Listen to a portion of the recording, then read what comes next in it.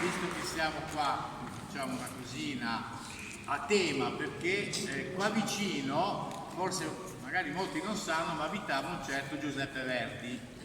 Abitava qua vicino e una volta si è anche molto arrabbiato con l'amministratore di condominio perché non aveva cambiato le persiane. Gli aveva tirato praticamente un bidone, quindi come cosa divertente, dice questa lettera in cui Verdi si arrabbia con l'amministratore di condominio e dice lei ma mi ha detto che invece le persiane e Georgie non le ha cambiate.